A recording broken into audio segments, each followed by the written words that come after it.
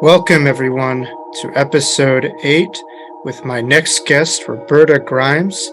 Roberta has been a pivotal pillar of research, and she really has added a lot of credibility to the afterlife as a real possibility. Welcome to my channel. My name is Jacob Cooper, the host of the Wisdom Jacob's Ladder, and I'll bring on my next guest in a couple minutes.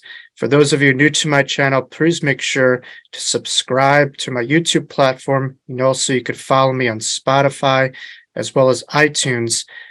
And so my next guest, Roberta Grimes. Roberta is a graduate of Smith College and Boston University School of Law, and she has spent more than 50 years studying what happens at and after death. For a decade, she has been podcasting, blogging, and lecturing on the afterlife and related topics, and she is the author of 7 nonfiction books, including The Fun of Dying, Liberating Jesus, and The Fun of Loving Jesus, Embracing the Christianity that Jesus Taught. Beyond her own website, robertagrimes.com, she now partners with Dr. Craig Hogan and seekreality.com and in teachingsbyjesus.com. She can be reached at info@robertagrimes.com. Without further ado, I'm excited to welcome Roberta Grimes onto my platform, the Wisdom Jacob's Ladder. I've been a personal guest on her platform, Seeking Reality, several times, so it's my great honor to have this synergistic connection of the two of us, and I'm sure you will learn so much from Roberta Grimes that I know will be pivotal on your journeys. Roberta Grimes, welcome to the Wisdom Jacob's Ladder. It's such an honor to have you here with us, and I know my audience is going to get so much wisdom out of Roberta Grimes. I know I've been a guest on your platform like 3 times, right? I think it's been 3 times. Yeah. So just an honor to have you now. It's kind of like the Joni Mitchell song. It's like on both sides now. Like I've been on your side, you've been on mine, so, and we're talking about both sides too, in terms of the other side and this side. So it's very fitting. So, Roberta, I know a little bit about you, but I'm going to look at you as if this is my first time ever seeing you. And it kind of is over video because we've done a lot of mostly radio platform. But for those of you who don't know about Roberta and Seek Reality and your decades worthy of an experience of research within afterlife, tell us a little about your journey, the genesis of it all. Like, how did you begin with curiosity and all of this? How did it find you? Where did it begin? It's true with you. I was a child when it began. I was 8 years old. I woke up in the middle of the night and I knew there was no God. And because I was a good little Christian child, that was a big surprise. But if you've always had God and you wake up and suddenly realize there is no God, that's a big shock. Mm.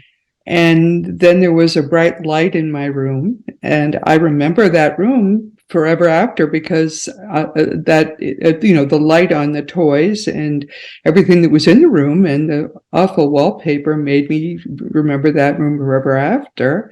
And there was a voice that said, "You wouldn't know what it is to have me unless you knew what it is to be without me. I will never leave you again." Wow. And I thought, oh, that's handy. If you forget there's a God, they remind you. And so I went right back to sleep. But I never asked a question, never told anyone about that experience. So if you never ask a question, you never learn what that was. I thought it was normal because when you're 8, you always assume everything that happens in your life is normal. So as I grew older, I began to realize that probably hadn't been normal. And eventually, when it was time to choose my college major, I decided to major in early Christian history because I figured when you get to college, they'll tell you what happens if you forget there's a God and that someone reminds you from out of a light. But the only thing I really learned in college is if you enjoy hot dogs, don't ever go to a hot dog factory and watch them being made. Because I got to see how Christianity was made, and that was not a good experience, but it was an important experience in my life. And then I graduated from college, still never having asked a question or learned the answer. And that was the start of my journey. I still never had learned where that light came from or really anything. So until 1976, I really never even began my journey into the understanding about the afterlife. But then in 1976, something important happened. And it was important in a lot of people's lives who are listening to us now. And that was the publication of Life After Life. And Raymond Moody's book. Dr. Raymond Moody, yes. Right. And what was important to me about that was that suddenly they started publishing a lot of books that had been first publishing, sort of more publicizing books that had been published first in the late 19th and early 20th centuries, which had been first, that was when there was the first great investigation of the afterlife through deep trance mediums. That was when everybody should have learned what happens at and after death. That's when it should have happened. But that was when the great closing of the scientific mind happened, because those books were published by people who, by investigators who were sitting in the room when the great mediums were performing, and there have been no mediums of that quality ever since, because they were developed before we had radios, and we had instead people were sitting in deep trance, and we had communications from the afterlife that we have not ever had since then. Because now we have mediums who are mind reading with dead people. I don't believe in it to this day that you can mind read with dead people. But these people, these deep trance mediums would go into trance, and they would we had, I can't even remember their names off the top of my head. It doesn't matter. But they were sitting in trance. They would go deep in trance, and their controls would take over their bodies. And I remember Fida was the name of one of the controls, so I don't remember even who she was the control for. But she would have with her someone who had just died, and in the room would be loved ones, and they would be talking to their Fida would be literally talking to this person who had just died, and would get detailed information for the people who were sitting in the room. It was so different from anything that could possibly happen now. And there would be researchers in the room who would write detailed books, and they would expect scientists to research this stuff.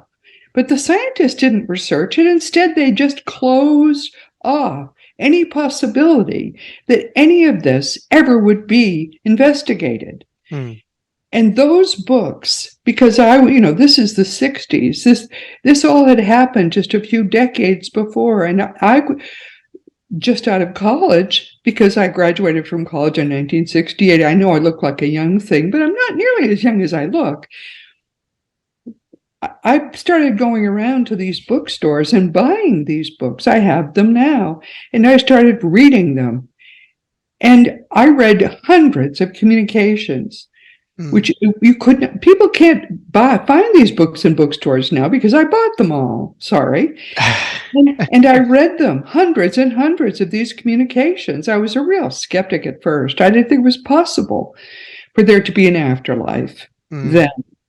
But after about 2 years, right around almost 1980, I finally closed the last of these books that I had read.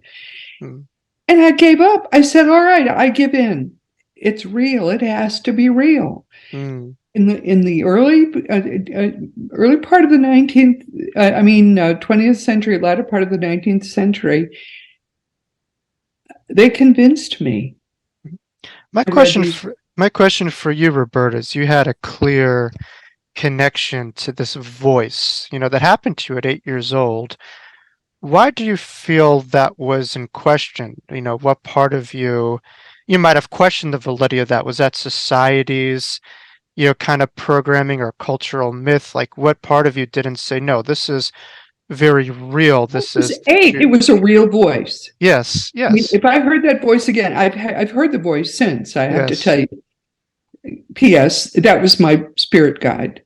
Ah, I know who it was, yes. and I'll tell you later on. My mother had a similar experience when my father was dying, Mm, and that was when I finally told someone. I was in my 40s when my mother heard the voice.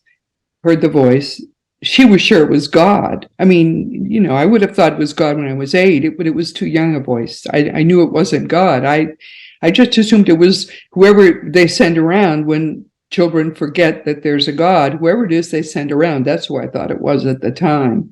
ah, But that experience was so vivid that I still remember it as if it just happened last night.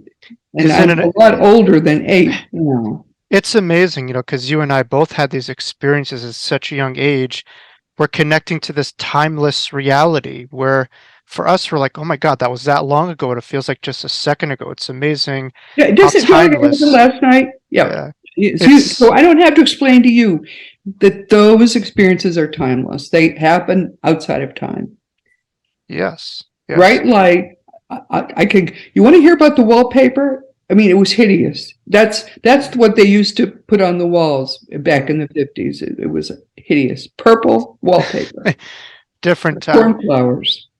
For you, once like it all made sense and all the kind of bells and whistles were checking, how did that feel to you? Was that like very cathartic once you hit that moment you knew this is real? This isn't just a faith, this isn't just a belief. This is a knowing that there is something more than this reality. Once that kind of Yeah. came in, how did From that then on, feel I've for known Roberta? there's something more, but I didn't necessarily know it was an afterlife. I thought it was just what they do when little kids forget stuff.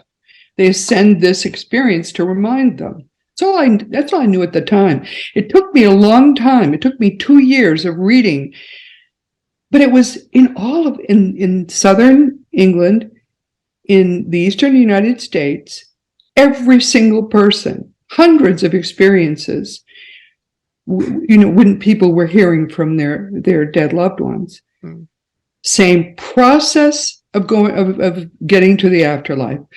The same, physics of the afterlife, the same clothing, the same experiences when they were in the afterlife, the same details of the afterlife, the same everything. That have nothing to do with their pre-life experiences. And yeah, it's amazing It was the all the same, universality. so it had to be real Yeah. because none of it was. There were no green men in the afterlife. Mm. There was nothing. There were no outlier experiences at all, Jacob. Wow. Wow. So I knew it was real because, this was Southern England and Eastern United States. So it was real apparently all over the world. I thought at the time. I've since come to understand it's cultural and obviously the same cultures, Southern England and Eastern United States. So if you die in China, I have come to understand you're going to have different experience. But it's going to be culturally the same probably in all the Asian countries. Yeah, and it's amazing the universality that happens with afterlife research that has nothing to do very much with the lives that were lived and people who have these experiences. If it's NDEs or whatever you want to identify it, many times they're not able to see or to hear. They're visually or auditorily impaired, but they could have full visual and auditory experiences over there That's when right. they'd never heard a There's sound. a guy who was for all purposes blind, and Right. I remember it vividly. I mean, his relatives in the room are saying, "But Dad, can you see now?" And the father said, "I'll tell you how well I can see." And he was in southern England. I think he was in the southern New York. He said, "I'll tell you how well I can see. About looks like 50 miles from here, there's a mountain range. That's in the United States. There's a mountain range. I think it's part of the Rocky Mountains in the afterlife. About 50 miles from here, there's this mountain range and snow-topped mountains."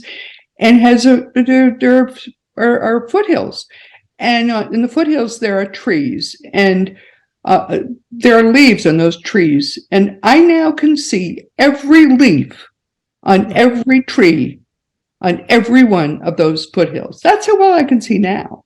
Wow. It's remarkable. And yeah, you hear people with NDEs who can't play any instruments. Now all of a sudden they could play piano, but not only the piano, but piano that is channeled kind of vibrational sounds from the other side. And I've actually been at an IONS conference where someone did this, where they're able to play the piano and just kind of channeled, some of the symphonies that they heard on the other side. It is amazing, the transformations, not only in intuition that could happen from NDEs, but also just the senses exploding that maybe it didn't have before. You mentioned Dr. Imamudi. I'm actually looking at his book right now. He and I spoke maybe 2 weeks ago, but it's amazing how whenever I speak to someone, his name is always the first one that comes to mind that kind of changed their life and, his work. But it wasn't all that his book did for me was to get other people to start to let me know that these books existed. It focused attention on the afterlife. I mean, his books had been useful in opening our world. Sure.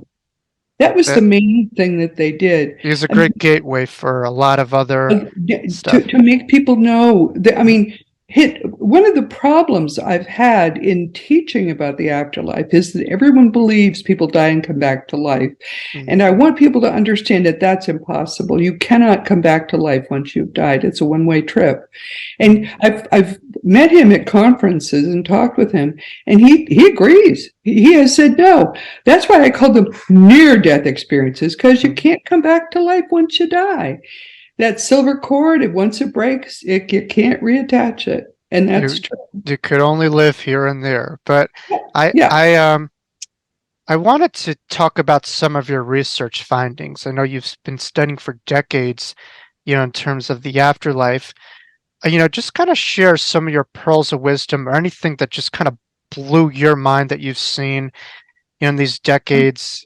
Other interviews I've heard you kind of describing the different kind of like stratospheres, the different levels of the other side. Could you kind of shed a little bit of light on some of your, I'm sure, incredible findings that you've explored, in the afterlife research field?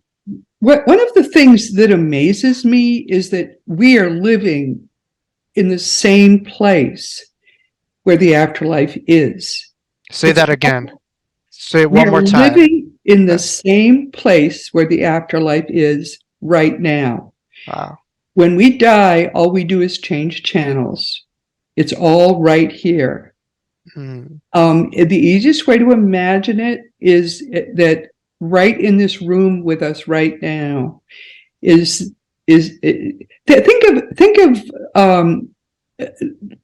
of a TV, and the fact that in this room with you are hundreds of TV channels. If you had a TV and you put it on the table next to you, you just turned it on, you could pick up channel 2, channel 3, channel 4, channel 5, channel 20, channel 50, with all the channels that there are.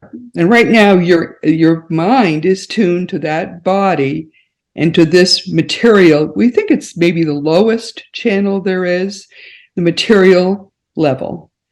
When you die, all that happens, if this is channel 2, all that happens is that your mind tunes to channel 5, which is a non-material channel, and it picks up a new body, a non-material body, on a non-material channel, non-material level, and it picks up that new channel. That's all that happens, and it's right in the same place.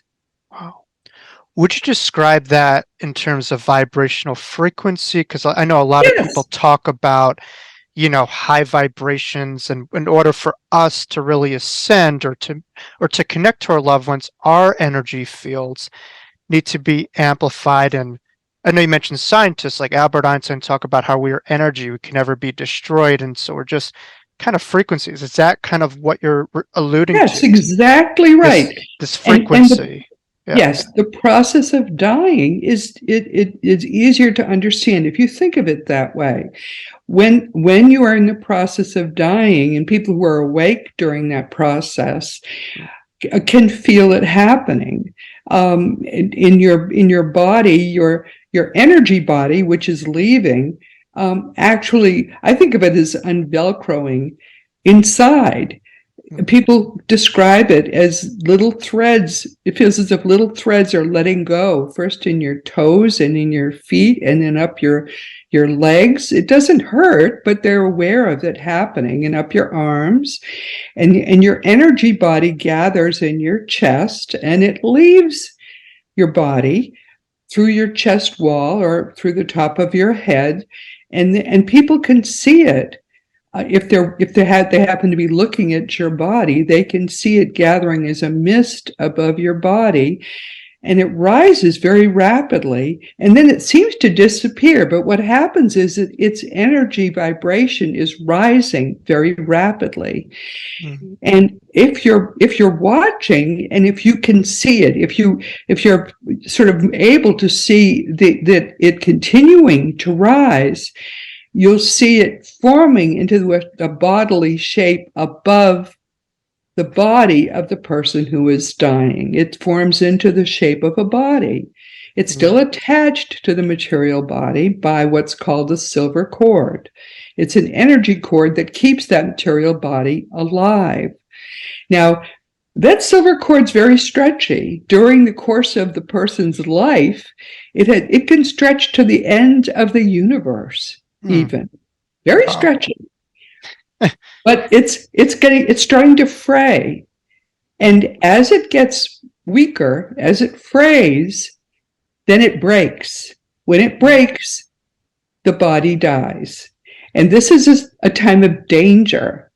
If you remember nothing else from our conversation, when you're listening, remember, when it dies, people are going to be alarmed because that material body is going to die pretty fast. And at that time, if you are the person who has died, do not pay attention to the people around the bed. They're going to get scared, excited, and oh my goodness, and feel for the pulse and worry and stuff. Don't pay attention to them. Instead, leave with your deathbed visitors, your grandmother, your mother, your cat, whoever has come for you. Leave with them and leave quickly. Because if you pay attention to the people around the bed, your energy level will not rise, and you'll lose touch with the people who have come for you. And that's how they make ghosts. You can get stuck here for a very long time in that room if you don't leave with your deathbed visitors. But since you remember, Roberta said, make sure you don't pay attention to the people. Go with the people who've come for you. You will go with them. And then you go to a wonderful place, which is right in the same place, just at a higher vibratory level. You recognize in many ways you never left home. The question is what is the real dream to you? Is this the real dream? Is that the dream? Like, what is This is the dream. This is the dream. Be clear about that. Dream. This is not real. Yes. You're going home, and you'll recognize home right away. You'll say, oh my goodness, I forgot all about this place. It's amazing. The Wizard of Oz, they just tapped into something, so true. And then, kind of like there's no place like home, and just like the spirit guides with, Glinda and everything. It was just so divine and heavenly. It's amazing. What major motion pictures could tap into, many times. It's not really trying to be metaphysical movies, but sometimes the ones that don't necessarily try do it the best. And it's just amazing what they channel. I mean, people think of just professional intuitives as channelers, but we all are intuitive. And especially the capacity to reach the masses. I do believe on the other side, those kind of major motion pictures had a lot of guiding forces from the other Yeah. side that wanted us to hear that message, to remember the kingdom within. So fascinating.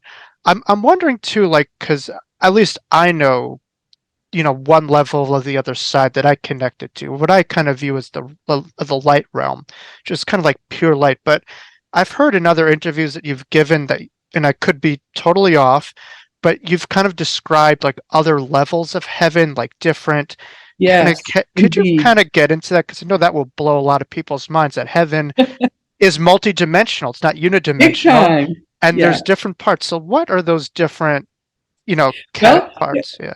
yeah, I mean, this is, we think it's the lowest, the material is the lowest, but right above this level is a pretty bad level. It's Mm, called, Jesus called it the outer darkness, where there's wailing and gnashing of teeth. mm, And that's what we think of as level one of the non-material levels. Right above that is level two. It's still pretty awful, but at least it's not the lowest level.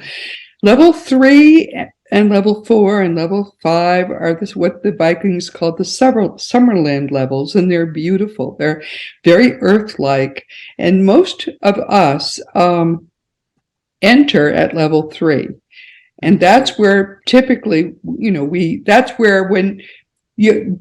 By the way, just sort of to finish leaving your deathbed, that the mist forms into a body.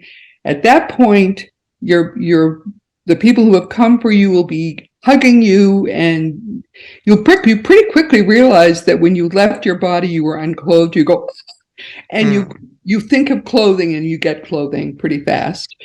And your silver cord breaks. Raymond Moody and others have described the fact that sometimes people around your bed will leave their bodies and go with you for a little distance. They can't go very far with you, but sometimes they will as well. But quickly they drop off.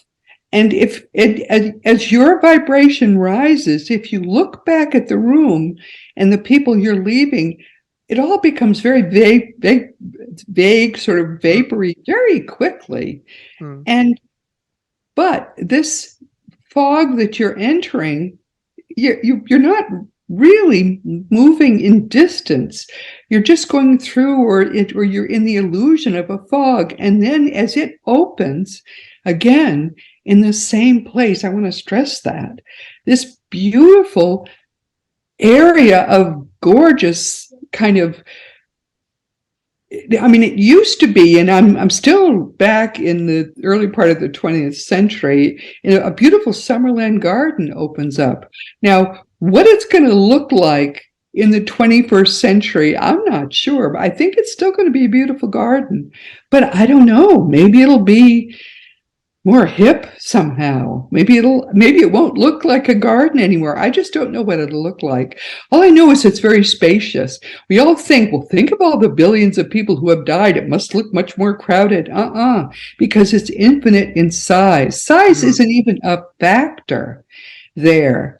There's just infinite space. Which is so foreign to us, especially living in the US, where every little inch we're trying to fight for terrain, and to just have infinite space where not everyone is fighting to get on the front line to go to and competing to go to is just something we can't conceptualize.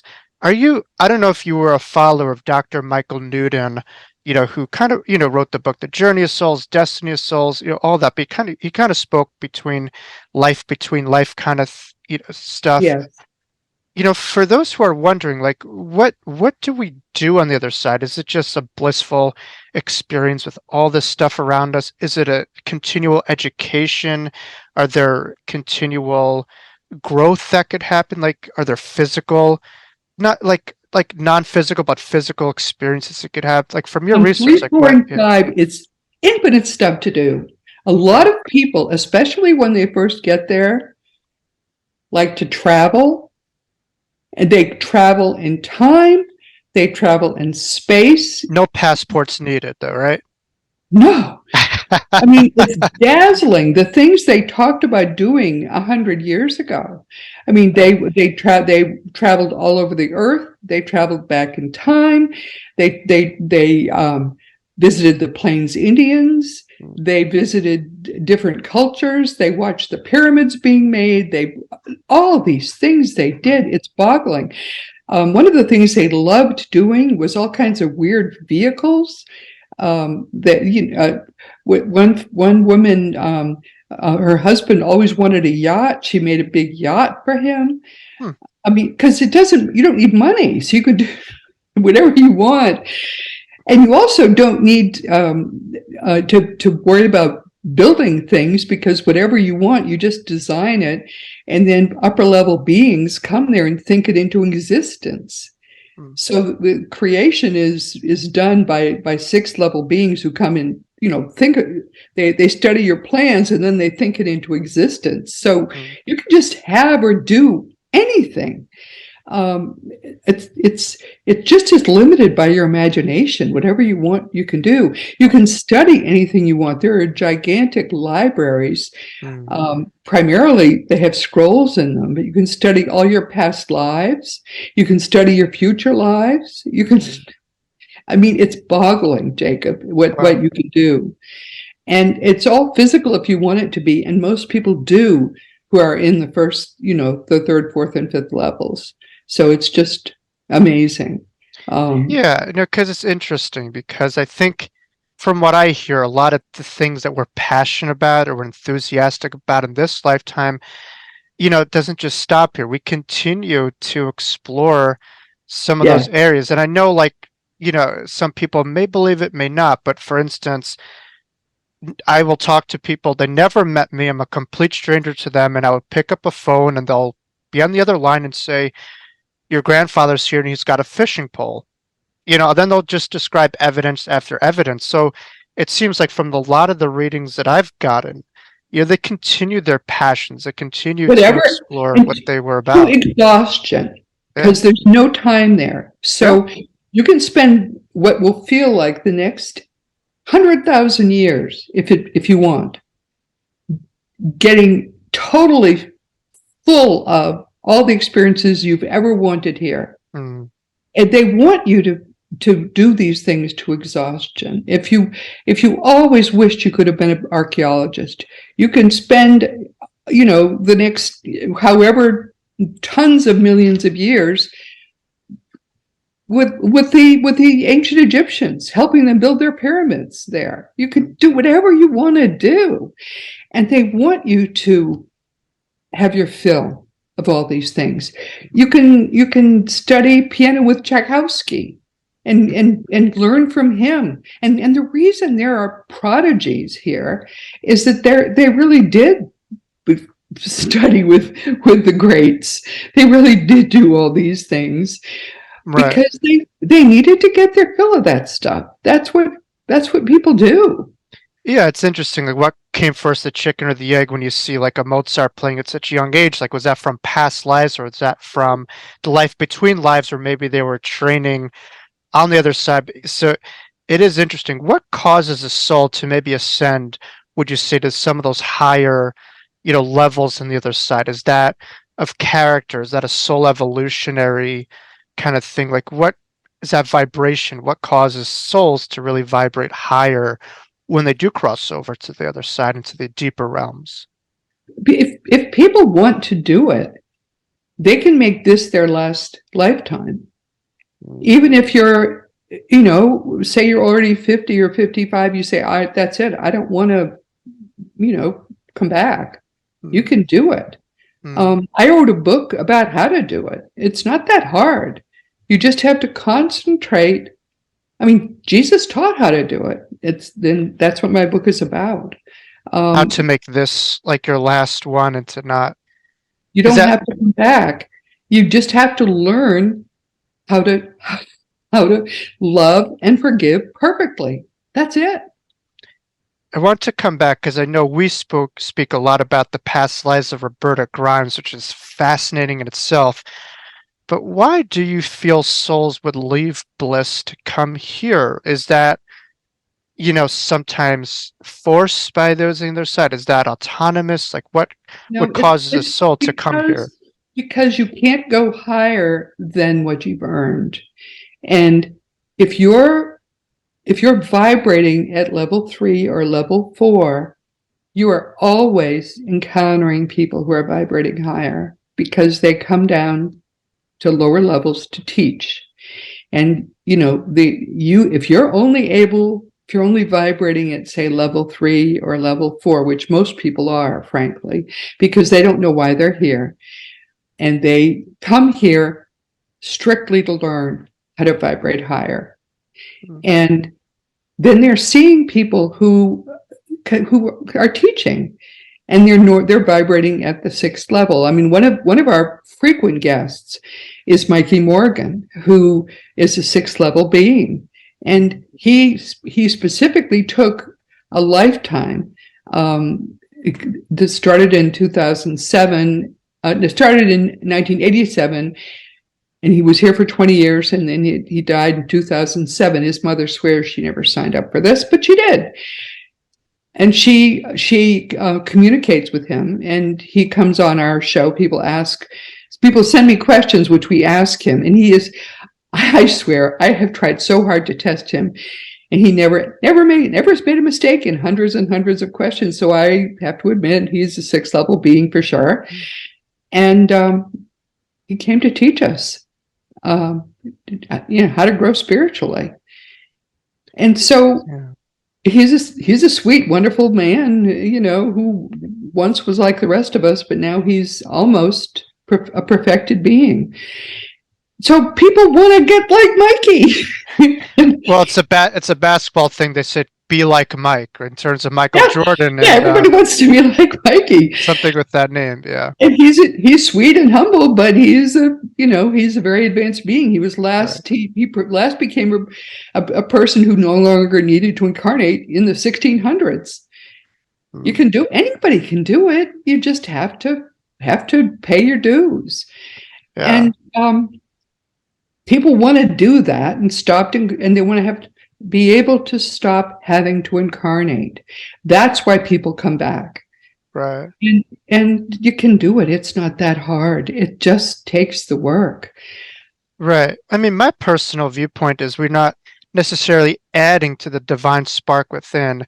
I kind of believe what Michelangelo said, where all you're doing is chipping away at the masterpiece within. So each lifetime, hopefully we're just connected to that. And the lifetimes that we live in don't add layers to that, but we're, pure and refined in our connection to that, energy, and we continue to be a grander expression of that, divine force within. Speaking of the divine, because I know the word God has a lot of, stigma to it, and some people going through religion just do not like the word. Only because the religions all have their own fake their own interpretations. But for you, what do you term as God, or the center point of the universe? What is the creator of all source to you?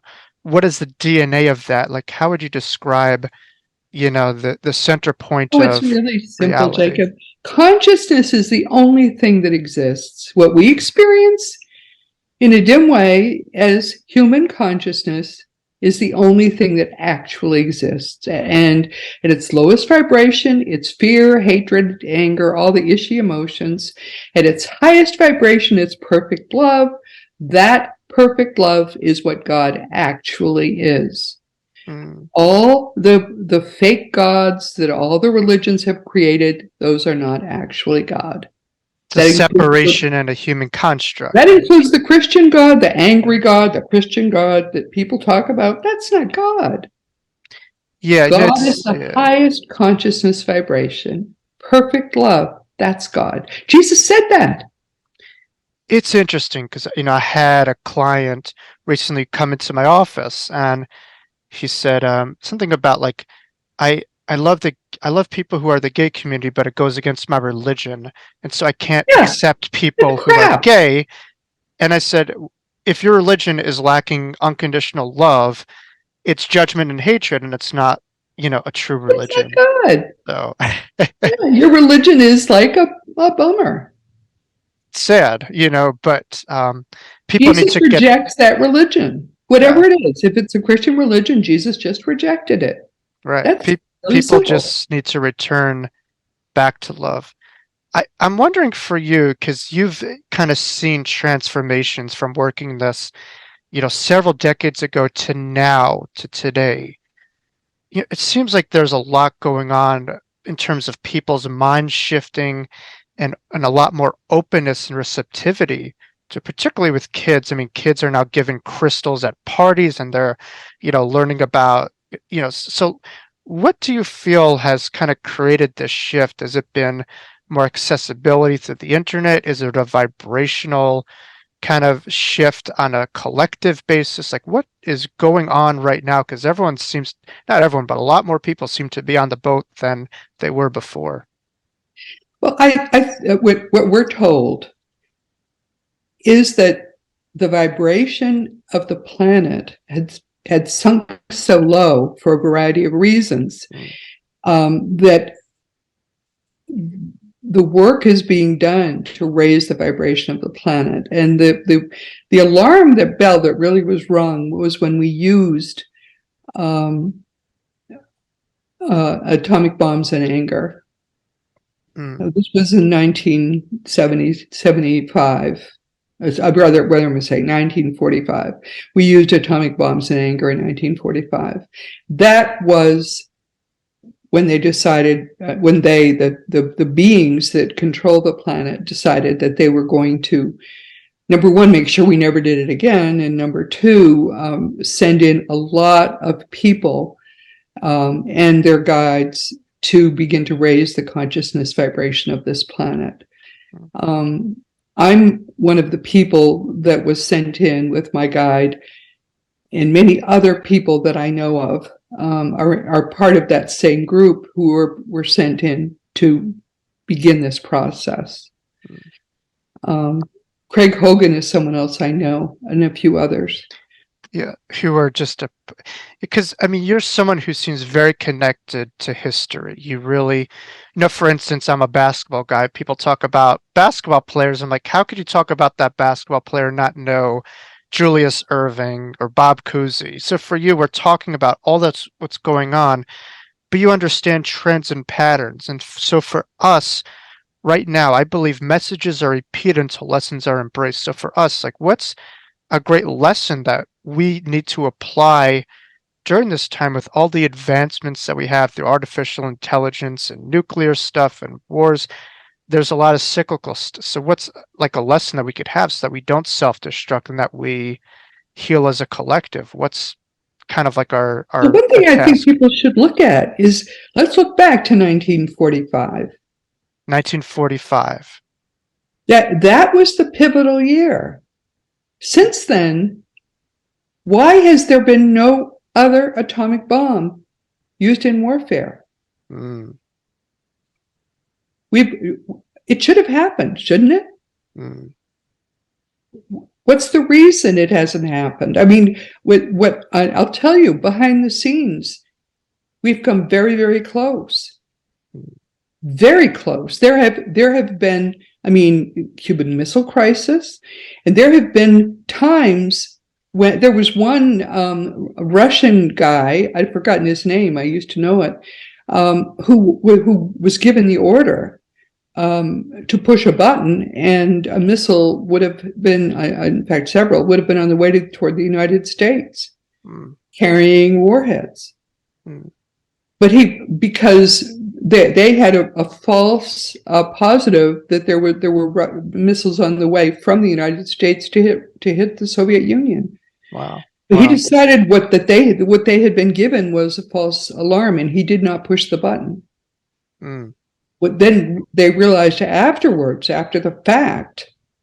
Now that would have been, this was, I think, in the 60s, I think this was.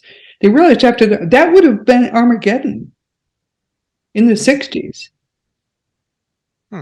There was another time when people were watching a missile test, off the Pacific coast of the United States. And there was a missile that came out of nowhere and took out the missile they were testing. Nobody knows where that missile came from. Interesting. These things the unexplained ever since mysteries. 1945. Yes, they are making sure we will never have. So people have said to me, this is scary. Oh my goodness, bad things are going to happen. And I'm saying, no, they're not. There are people in charge of this. In fact, they're Arcturians are in charge of this planet now. They're way above our pay grade. So in other words, don't fear. Put the brakes on. Fear only makes things worse because that's the lowest consciousness vibration. Each of us who is fearful is just adding to the problem. Put your trust in God, which is the highest consciousness vibration. And that's the remedy for a lot of the challenges that we may face, or the uncertainty, is that faith, that knowing. Understand that God really is in charge, the true God, not the Christian God, which is just another one of the fake religious gods. Jesus isn't actually in charge. Jesus is not part of the Christian religion. The Christian religion was created by the Roman Emperor Constantine, who destroyed Jesus's movement. Jesus is bringing his movement back now. And this current movement is rooted in, you would say, love, right? It's love. Love is the only thing worth having. Nothing else matters. Nothing else works. Love is the only thing worth having. Nothing else matters. It's true. It is really true. I'm wondering, have you, got into lucid visions at all? Kind of lucid visions, or terminal lucidity, rather, and kind of like explored that phenomenon, because I'm fascinated with that in a way. But is that something that has crossed your mind? Sure. Terminal lucidity makes perfect sense. Could you explain that to viewers? Because to me, that's something that blows my mind, and I want to segue that into another component. But what exactly for you happens on a spiritual or maybe neuro basis that could explain or not explain the phenomenon? For your listeners and viewers, we have viewers now too. I love that. Yeah. Terminal lucidity is what happens when people are very close to death, and maybe their brain is basically fried. They have Alzheimer's, maybe they had a serious car accident, something's wrong with their brain. Their brain doesn't work anymore. But then something now you can talk to them. This happened actually to my father-in-law. His brain was fried, but he was able, suddenly during his last few hours, you could actually talk to him again and stuff. And what's happening is that remember we talked about the energy body is beginning to lose its connection with the rest of their physical body, and it's gathering it into the torso part of their physical body. As the energy body gathers in the torso, in the central part of the body, of the physical body, it loses its connection with that damaged brain, which is just part of the physical body that they're leaving, and they're able to function again, because the physical body was a drag on the energy body. The energy body is perfectly healthy. It never was damaged at all. So they can communicate using their undamaged energy body and energy mind. And that's why they can talk again. They can see you, they can, say hi, and, and they're not in pain. They're everything is fine. So these people often then can even sit their energy, their physical body up, and communicate. They can as if they're healthy again. It's quite remarkable. It's fascinating because you would think lower brainwave activity would reciprocate, just with minimal conversation. And a lot of times there's excitement from family members that happen with this phenomenon, like, oh my God, they're turning a corner, but really they're, transitioning and they're just Yeah, they're ready to having go. like, kind of like this energetic explosion before they go. Which leads me to the next question, the brain and the mind. Are they one and the same? Are they different, would you say? Completely different. Your mind is Different. eternal. Your mind is who you really are. Your mind is consciousness. Because remember we said God is the highest aspect of consciousness? Mm. Each of our minds is part of that same consciousness, just at a lower vibration. So Our the minds are, brain, your mind is exactly part of the same consciousness that God is. wow, your mind is a part of the same consciousness and energy of God. And that's why I think when people connect to this stuff, we say they are thinking and seeing the world like God because they're connecting to that Yep, part. And that's exactly true. the brain many times could be a barrier or a filter for that energy to come Yeah, through. but your brain is part of your brain is actually, see, one of the things that shocked the scientific world was when they first did the experiment to determine the human genome. Remember that? Mm, Because the genome, when they first looked it up, they were sure there were going to be hundreds of thousands of genes in the human genome because mm, there were some plants that had hundreds of thousands of genes in their genome, and we're a lot much of a bigger deal than plants are, for goodness sake. And there's what? I've forgotten now what there are, 30,000 genes in the human genome. That's it? mm. They were shocked. It blew your mind. Yeah. It boggled them. And then they suddenly clammed up. Oh my goodness. Mm, How is that possible? mm, I remember when they first figured it out, and they were flummoxed. This couldn't be true. Our genome is tiny, and yet look at us. We have these monstrous, complex brains, and we think, and we can do this, and we can do that. Can't be true. mm. But it is, because it doesn't code for the mind. Wow. Roberta, it is evident to me that when you speak about this stuff, your spirit just lights up. This is just who you are, which is a big concept on my channel called enthusiasm, which we understand enthusiasm comes from that word entheos, which just means the inner God within. And when you find your passions, you are embodying God, you're connecting to God. And for you, this seems to be your DNA. Another big focus of my channel is pain and your purpose. Would you say that 8-year-old girl who had this experience, who wasn't sure what it was or who to talk to, is that a bit of your driving force too? That inner child with the work that you do and maybe seeing that same girl and other people, doing your work, or, is that a part of you? And also kind of like what keeps you going? You've been doing this for decades. Like what keeps you still excited just today as you probably were when you first started? You are just a lightning rod of enthusiasm. What keeps you going? Oh my, what keeps me going? I keep learning new things. But Curiosity. Yeah. yeah, what keeps me going is I love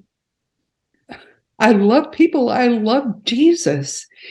Jesus keeps me going, and God keeps me going, and people keep me going. I mean, every time I find somebody new who is interested in the things I'm interested in, that keeps me going. I have my hand in my spirit guide's hand all the time. He keeps me going. He's always telling me, we've got more to do here. Mm. I mean, I can't. What I don't understand is why doesn't everybody feel this way?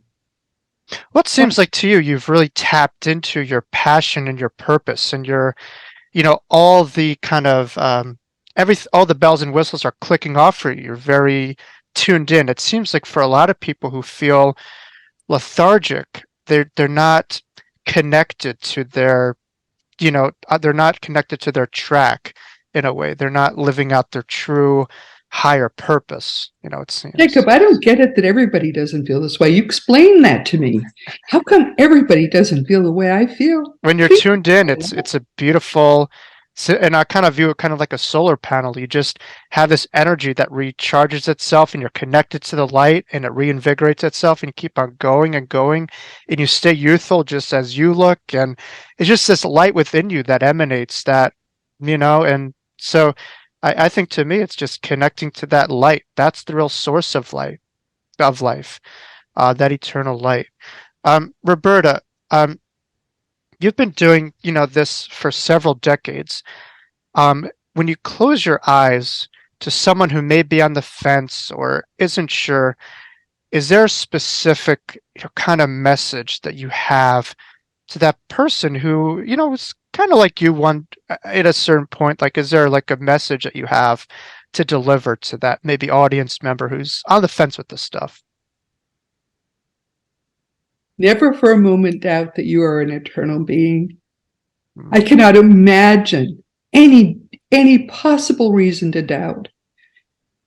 Every moment of your life, know for certain that you are an eternal being. It's impossible for you ever to die. I mean, I have known in my family young people who have thought about suicide, and all I do is say to them, it's possible to kill your body, but the only problem is you can never kill your mind. You cannot not be who you are.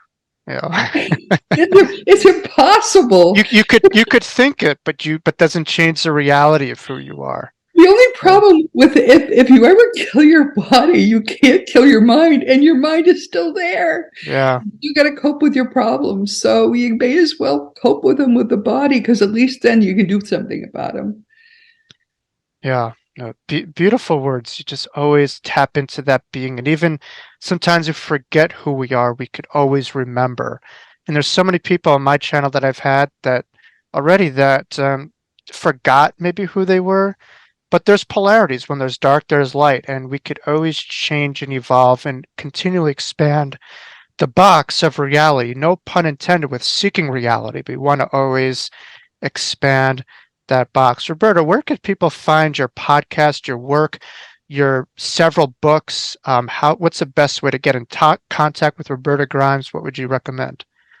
info@robertagrimes.com is the easiest way to reach me. Just send me an email. I always answer my emails, but sometimes it takes me now more than a week because I just have to get to all of them. And rightfully so. You're sought after. You're popular. It's you. But it didn't come overnight. It came through a lot of hard work and research and just a strong foundation. And also, your books are also available on Amazon too. Yeah, as they're well. all on Amazon. Yeah, but it's so important to know, everybody, in your deepest heart, you are eternal. You can't help being eternal. There's no way around it. And that's a joyous thing. Don't ever be afraid of death, because there is no death. It's impossible to die. I'm sorry, you just got to cope with living forever, evermore. No fear of death. Our joy is found in remembering our eternity, and our eternal connection to the infinite. Beautiful words. We're going to have you come back. I know whenever you're available, just let me know. I know my viewers will eat up all of your words and really grow from it. And I couldn't thank you enough for being an incredibly brilliant luminary and pioneer, and for all your hard work to really ground all of this stuff into practical evidence and research and data. And so you really merged both the left and the right, the analytical side, but also, the ability to connect to something beyond this. So Roberta Grimes, been an honor having you on my channel. Let me know when you're around next time. You could be our guest resident whenever you want. So love having you. Roberta Grimes, thank you for coming on. Big hug, my dear. Thank Big you. hug to you. Wow, thank you so much for tuning in to Roberta Grimes. Roberta really personifies the value of how important it is to ask questions, to not be afraid to be curious. She had a profound experience as a young child that, opened herself up, and it was all through curiosity of exploring what was that voice that she heard. And it's led a, decades worthy of lifetime involvement in near-death experience research, and we really truly thank her for all of her work, and pioneering efforts. Next week, we're going to have Mihail Clerk, and, in episode 9, Mihail Clerk next week is going to talk about all things dreams. He was trained by, the teachings of Carl Jung, so he's going to be talking about dreams from a very, deep place. What are they? What do they mean?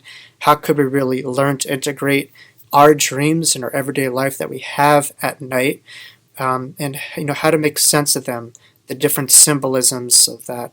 We can really tune into some of those messages, that the other side is trying to teach us, and that higher, subconscious states and dreams. So please tune in next week, episode 9, Mihail Clerk. You do not want to miss it.